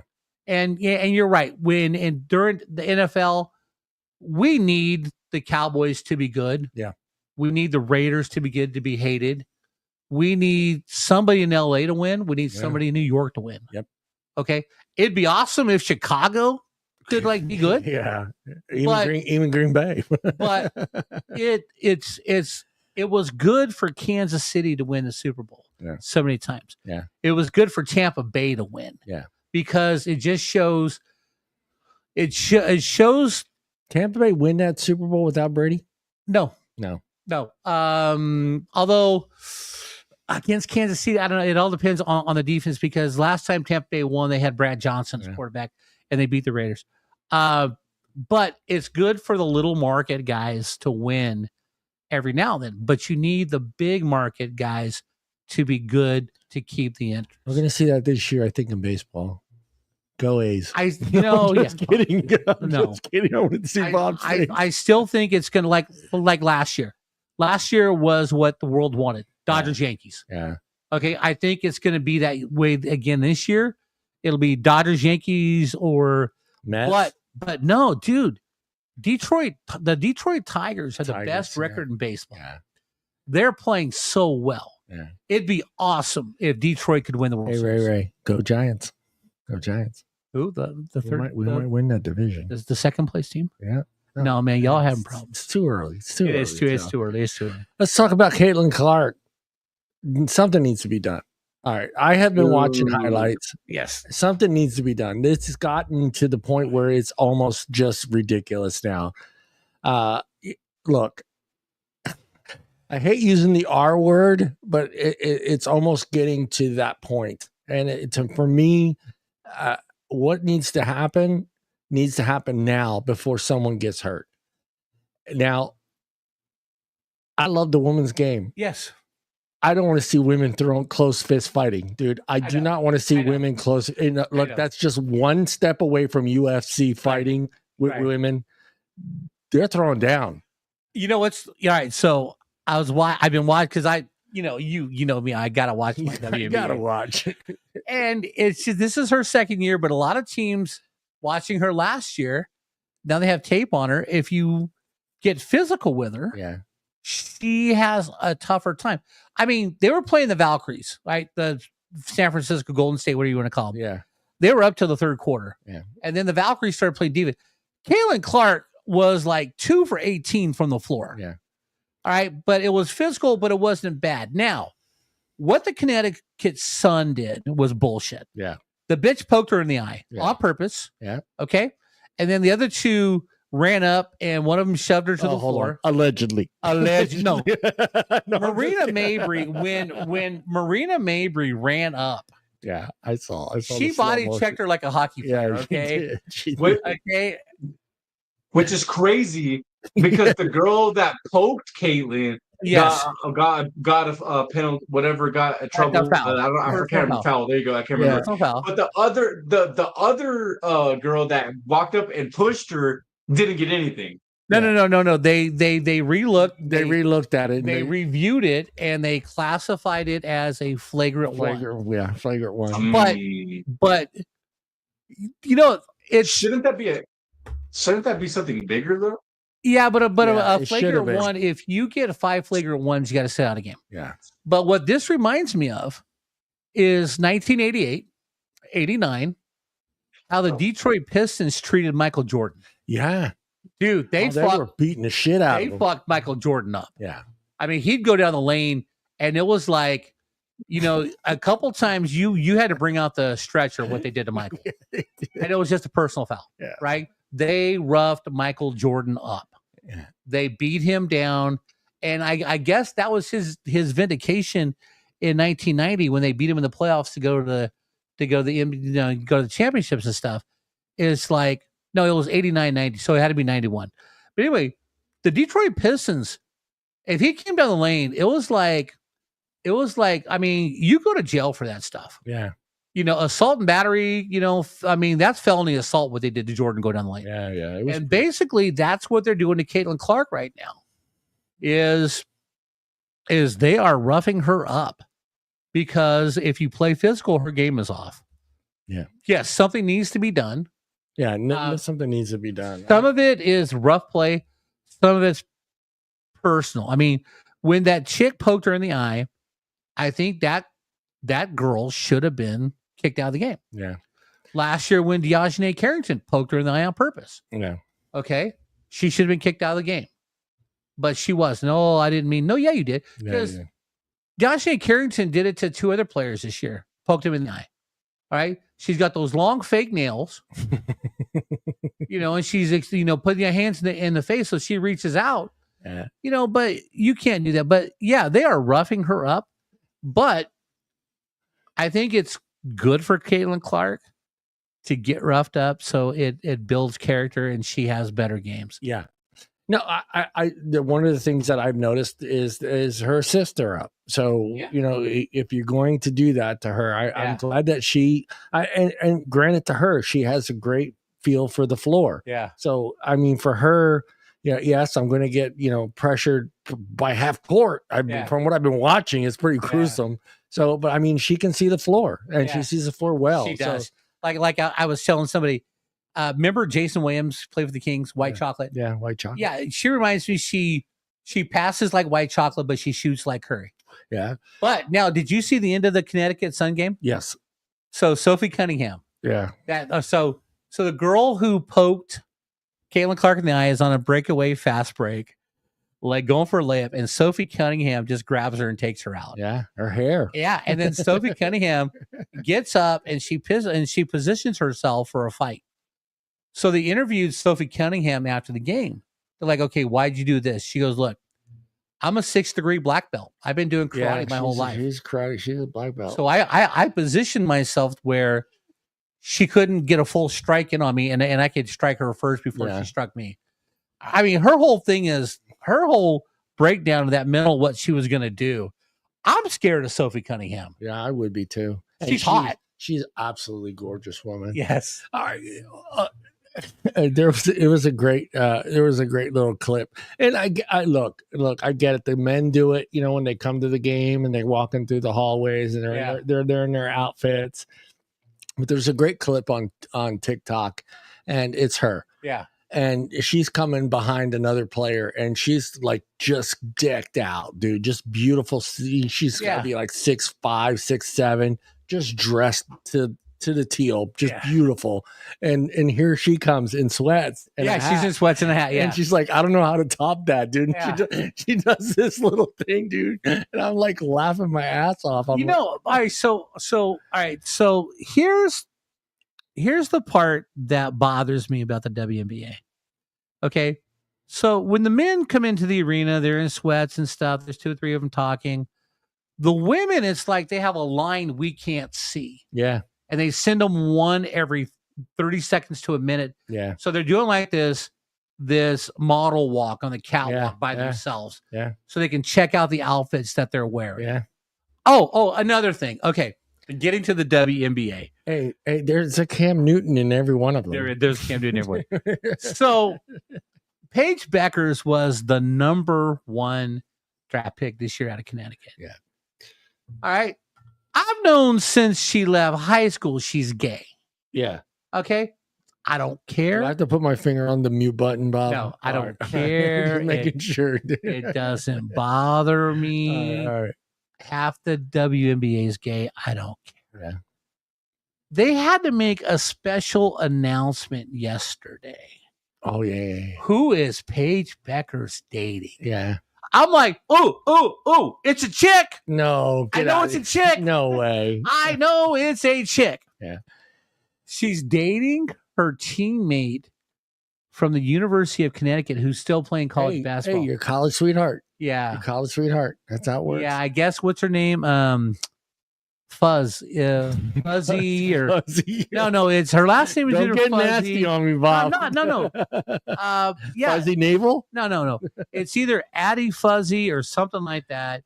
She's a great player, but Who cares? Yeah. Let me throw this one out at Ray. Angel Reese. She's playing the way she's playing right now. She's at 10 points, 11 rebounds. So we'll take half of those rebounds away. Rebounds. 3.5 rebounds, 3.5 assists. She's got a 1.7 steals. They already had the GM pretty much point her out. Yep. What are your thoughts? I mean, do you see them holding on to her? Or do you see her moving on somewhere else? I mean, this is only her second season. Second year. So I think they probably keep her for one more year and give her one more like chance, basically. But I think she needs to just focus on basketball more. I feel like there's so much other stuff that she's been doing outside of basketball, like hanging out with these people and this podcast and fashion, like whatever it is. I just think she needs to just spend way more of that time into basketball, into all of her fundamentals. Yeah. I've never seen someone miss more layups in my entire life. I really have. And she just chucks the ball up there. She's just throwing it up. I think it was at the start of the week last week. She had a game where she was 1 for 3 from the floor because no one gave her the ball. Yeah. And she had 2 rebounds. That was last night. No, this was last week sometime. Yeah. She had 2 rebounds, right? And the only shot she hit was a 3. Yeah. So if she's not rebounding her own missed shots, she's not getting any rebounds. Yeah. And Ray, to your point, on her podcast, she had Lisa Leslie. Lisa Leslie is a legend in the WNBA. Lisa Leslie is a great player. Yeah. Lisa Leslie told her on her podcast, you need to get into the gym and work on your layups. Yeah. Because you suck. Yeah. Lisa Leslie told her that. Yeah. But all right, so here's a new term, because Angel Reese copyrighted me bounds, because there's a dude on TikTok who calls them me bounds. He's hilarious. Bang, butter pecan. Anyway, he came up with a new phrase for her layups. They're called pray-ups. Pray-ups. Yeah, that's about right. Pray-ups. That's funny. Pray-ups. Oh, look, she shouldn't have pray-up. That's about right. Yeah, she throws up, prays, it goes in. Yeah. Yeah, so she's the queen of me bounds and pray-ups. Let me ask both of you guys, do you feel that it's important for her, for the league to be better? No. Okay. I would focus on Caitlin Clark. And I'm going with that rivalry thing. Yeah. So that rivalry there, it's really not a rivalry because not no more. Angel Reese can't beat her in the pros. Now they'll say, well, she beat her in college. College is different team. Yeah. Caitlin Clark played at Iowa all 4 years. Yeah. And there's not a lot of great players in Iowa. Angel Reese started in Maryland.